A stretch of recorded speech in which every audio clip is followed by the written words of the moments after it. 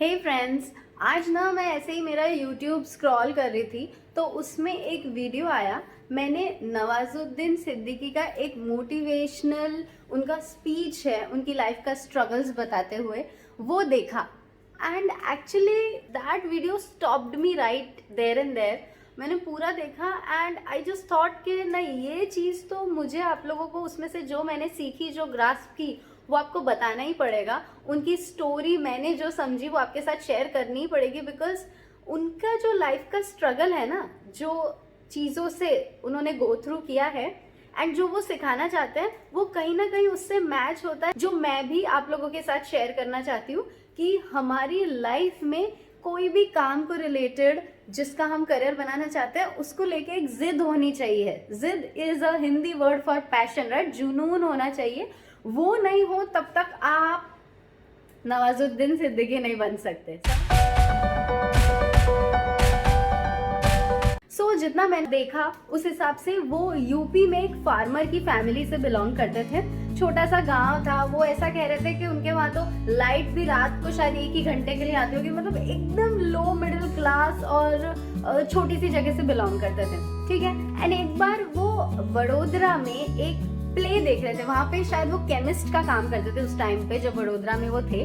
वहाँ पे वो एक प्ले देखने गए एंड वो प्ले देखने के बाद उन्हें ऐसा रियलाइज हुआ, वो रात थी जब उन्होंने डिसाइड किया कि नहीं, मुझे भी एक्टर बनना है। वो छोटे थे तब से ये रामलीला और जो प्लेज होता है ना गाँव में, वो तो देखते ही थे। But somehow that was the moment when he decided कि नहीं, यही मेरा ड्रीम है और यही मुझे परस्यू करना है। एंड जैसे नॉर्मली बच्चे सारे करते हैं, अपने मम्मी पापा को जाके बताया। अब उनके पेरेंट्स क्या इतने खास ऐसे एजुकेटेड नहीं थे, तो दे वर लाइक ठीक है, मतलब तुम्हें जो करना है करो। एंड उन्होंने 2 बातें सिखाई कि आप अगर ऑनेस्ट हो और हार्ड वर्किंग हो ना, तो आप सब कुछ कर सकते हैं लाइफ में। वहाँ से उन्होंने डिसाइड कर लिया कि बस अब मुझे तो जाना है एक्टिंग सीखने एंड उसके बाद मुंबई काम ढूंढने। तो वो गए Delhi, national school of drama थी शायद, वहाँ से उन्होंने एक्टिंग सीखी। अब जैसे मैंने बताया कि लो मिडिल क्लास फार्मर्स की फैमिली थी, गांव से आए थे, तो इतना कुछ सेविंग्स और इतना फिनेंशियली स्ट्रांग नहीं थे, ठीक है। तो जहाँ तक मैंने देखा, he worked even as a watchman while he was in Delhi. He used to sell coriander while he was in Delhi to make those ends meet. कि यार अब मतलब पैसा तो चाहिए, ये ऑब्वियस है, पैसा तो चाहिए ही लाइफ जीने के लिए। तो उन्होंने ये तक काम किए उस टाइम, क्योंकि उन्हें अपना ड्रीम परस्यू करना था, एक्टर बनने का। तो उन्होंने ये भी स्ट्रगल एक्सेप्ट की कि चाहे मुझे खर्चे निकालने के लिए कुछ भी करना पड़े, बट मैं रुकूंगा मेरे ड्रीम को फुलफिल करने के लिए। एंड देन वहां से वो गए मुंबई। 2000 में वो मुंबई गए। गांव से उठ के बंदा डायरेक्ट दिल्ली एंड दिल्ली से मुंबई, सारी मेट्रो सिटीज में। एंड देन उन्होंने काम ढूंढना स्टार्ट किया। अब आपको क्या लगता है? ये भी हम सब जानते हैं और उन्होंने खुद ने भी एक्सेप्ट किया है कि वो, उनका कलर डार्क है स्किन का, he is dark skinned and very lean kind of person, ठीक है। अब तो क्या पर्सनालिटी हो गई है एकदम मस्त, बट स्टिल जब वो आए थे that was the case. And हमारे यहाँ वी ऑल नो, इंडिया में जो डस्की है, जो फेयर नहीं है, वो सुंदर नहीं है। इसके ऊपर भी मैंने और मेरी सिस्टर ने ना एक मस्त सा डिस्कशन किया था, उसका वीडियो मैं डाल दूंगी next week, stay tuned, okay, dusky skin के ऊपर। हाँ, तो मैं टॉपिक से भटक गई। उन्होंने काम ढूंढना एंड ऑल स्टार्ट किया, बट कहीं भी वो ऐसे ऑडिशन के लिए ऑफिस के बाहर खड़े होते थे और पूछते थे वहाँ पे कि कोई पूछता था, अच्छा कौन है बताओ, तो वो बोलते थे एक्टर है हम। तो सामने से जवाब आता था कि देख के तो नहीं लगते। क्या होता है एक्टर? मतलब is a person who acts like who is doing something. देख के कैसे पता चल जाएगा कि ये, चलो डॉक्टर के भी कपड़े होते हैं ना कि वो व्हाइट एप्रन पहना है और वो स्टेथोस्कोप है तो डॉक्टर है। तो एक्टर कैसा दिखता है? मतलब कोई मुझे ना कमेंट करके बताओ। ये मुझे उनका जो एक्सपीरियंस हुआ ना, उससे ऐसा हो रहा है कि यार एक्टर कैसा दिखता है? ओके, सिर्फ शाहरुख जैसा ही दिखता है, सिर्फ रणबीर कपूर जैसा ही दिखता है, सिर्फ सलमान जैसा ही दिखता है। एक्टर नवाजुद्दीन जैसा नहीं दिख सकता। So I really felt this was a very bad line he had to listen in his career. But हम बहुत लोगों को सुनना मिलता है, इवन मुझे कभी कभी ऐसा हो जाता है। ये इतनी सी बच्ची लाइफ कोच है। लाइफ कोच कैसे दिखते हैं बताओ? 6 feet tall, very healthy, model थोड़ी ना हूँ मैं, कम ऑन यार। I mean so these are the things के लोगों के माइंड में इमेज बन गई तो लोग वैसे ही जज करेंगे। इवन वो जब अपने गांव से आ रहे थे ना यहाँ पे, तब भी उनके सारे रिलेटिव्स ने यही कहा था कि शक्ल तो देख ले अपनी, मतलब actor is very handsome, very good looking, very dashing, very eye catchy, ठीक है। लेकिन वो तो एकदम डिटरमिन थे कि नहीं भाई, जिसको जो लगता हो जैसा होता है एक्टर, मुझे तो बनना ही है एक्टर, ठीक है। Because he had confidence in his art, उनको अपने काम में विश्वास था। ये जो मैंने उनका वीडियो देखा उसमें वो एक ही चीज पे बार बार प्रेस कर रहे थे, एक्सपर्टीज पे, कि you become an expert of the craft और become an expert of the thing you are doing. क्योंकि जब हमारा काम बोलता है ना, तो ना हमारी शक्ल बोलती है, ना हमारी हाइट बोलती है, ना हमारा बैंक बैलेंस बोलता है, बस काम बोलता है। एंड लोग वो देखने आते ही हैं।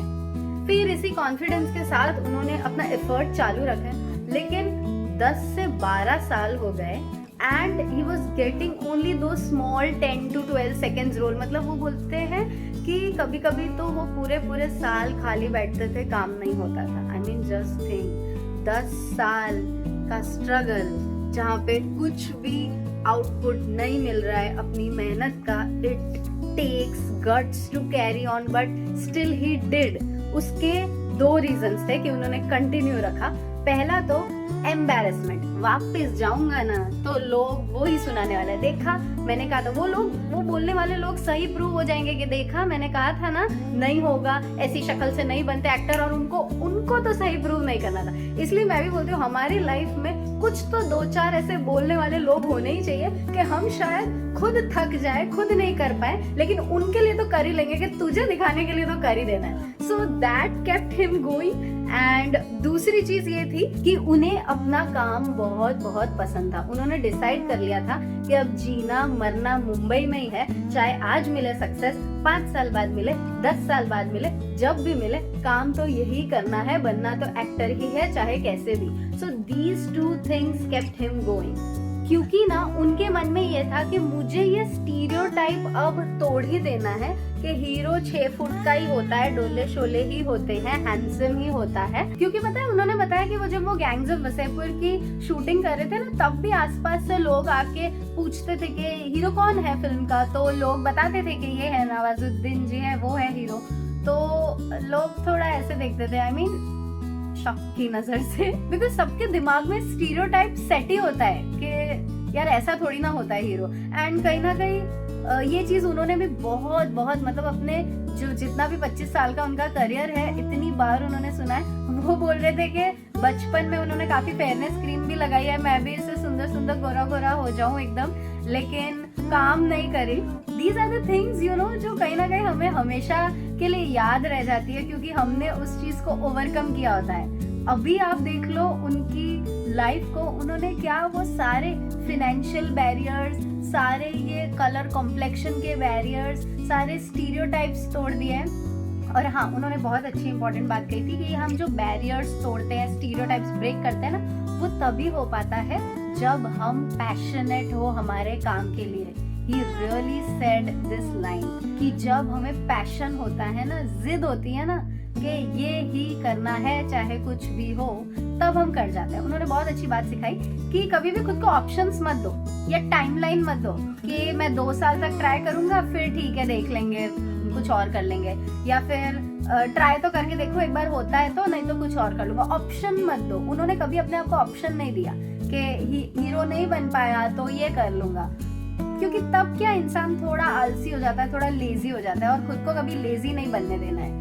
सो ये जिद और ये ऑप्शन का ना होना हमें स्ट्रेंथ देती है कंटिन्यू करने के लिए। फिर उन्होंने बहुत एक अच्छी बात सिखाई कि कभी भी ना पैसे को प्राइमरी मत रखना। मतलब ऑब्वियस है पैसा बहुत जरूरी है लाइफ के लिए, लेकिन सिर्फ पैसा चाहिए ऐसा करेंगे ना तो नहीं हो पाते हैं सक्सेस। कहीं ना कहीं काम प्राइमरी होना चाहिए, पैसा नहीं। तो उन्होंने कहा वो कभी भी पैसे के पीछे नहीं भागे, अपने एक्सेलेंस के पीछे भागे, and now you can see what is the result. लेकिन इन सब के बावजूद भी हम है तो इंसान ही, डीमोटिवेट हो ही जाते हैं। 10-12 साल का पीरियड कम नहीं होता, सिर्फ 8-10 सेकंड के रोल लेना, खाली बैठे रहना, वो भी डिप्रेस हो गए, वो भी डीमोटिवेटेड हो गए। कहीं ना कहीं उन्हें लगने लगा कि यार क्या मैं सच में हीरो मेन लीड एक्टर नहीं बन सकता? क्या मुझे सच में ऐसे छोटे मोटे साइड रोल्स ही करने पड़ेंगे?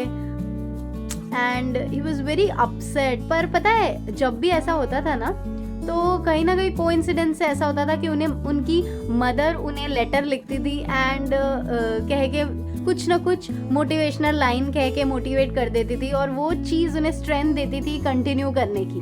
तो मैं ये मानती हूँ हमारे लाइफ में भी कोई ना कोई एक ऐसा बंदा होना चाहिए जिसे हम पे विश्वास है, चाहे हम कैसा भी परफॉर्म कर रहे हो, चाहे सच में दिख रहा हो कि we are not doing well, we are not going anywhere, लेकिन फिर भी उससे हम में ट्रस्ट हो। ऐसा एक इंसान तो होना चाहिए, उससे वी कैन कीप गोइंग, वो स्ट्रेंथ मिलती है हमें। सो उन्होंने भी खुद को ये कह के मोटिवेटेड रखा कि जितना बड़ा गोल होता है ना उतनी बड़ी एग्जाम भी लेता है भगवान, उतने ही बड़े स्ट्रगल्स भी देता है, उतनी ही लंबी कहानी भी बनाता है हमारी। बट हमें गिव अप नहीं करना है, हमें पीछे पड़े रहना है, स्मार्टली वर्क करना है, माइंड से स्ट्रॉन्ग रहना है। लोग बोलेंगे ही, हम कौन है उनको तक बोलते हैं who is the film fair award winner for the movie lunch box. मतलब ऐसे इंसान उन्होंने, आई तो फील उनको अभी तक भी लोग बोलते होंगे कि तुझे ये सब रोल्स मिल रहे हैं, तू रोमांटिक मूवी तो नहीं कर रहा ना, देखा नहीं कर सकते। And I know someday he will break that stereotype also,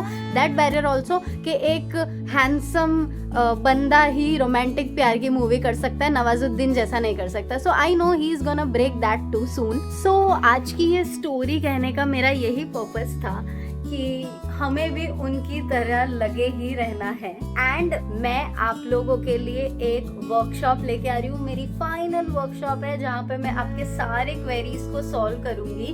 family related pressures जो आते हैं या फिर फिनेंशियल प्रॉब्लम्स आते हैं जिनकी वजह से हम अपने ड्रीम्स फुलफिल नहीं कर पाते या उन्हें परस्यू नहीं कर पाते, एंड वो बहुत सही बात भी है। I know you want answers to them, solutions to them, and I am working on it since when. आप लोगों के लिए बहुत सारा रिसर्च कर रही हूँ। 21 मार्च को वो वर्कशॉप है। I am opening registration link of it soon, so please please do not miss it. आप लोगों के लिए कर रही हूँ, आप लोग सक्सेस हो इसलिए कर रही हूँ, so please attend it and may all your dreams come true.